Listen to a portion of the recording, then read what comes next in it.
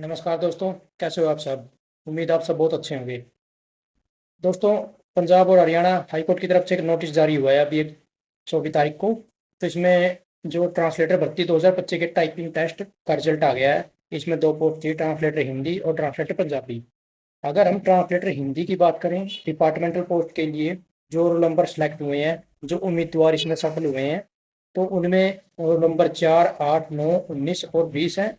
और जो इसमें डायरेक्ट पोस्ट के लिए चुने गए हैं, उसमें 2, 3, 6, 15 और 17। अब ट्रांसलेटर पंजाबी की बात करें तो डिपार्टमेंटल रोल नंबर 2001, 2003, 2004, 2006, 2008, 2011, 2012, 2013, 2015, 2017 सफल हुए हैं। और जो डायरेक्ट पोस्ट के लिए चुने गए उम्मीदवारों के रोल नंबर हैं 2002, 2005, 2007, 2009, 2010, 2014, 2016, 2018, 2019, 2020। अब जिस भी कैंडिडेट का इसमें नाम आया है, सबसे पहले तो उन कैंडिडेट को बहुत बहुत बधाई, क्योंकि उन्होंने टाइपिंग को क्लियर कर लिया है। ठीक है दोस्तों। दोस्तों, आप नोट कर लें कि फाइनल जो चयन होगा ना, डॉक्यूमेंट वेरिफिकेशन और अन्य जो भी इसकी औपचारिकताओं के बाद होगा।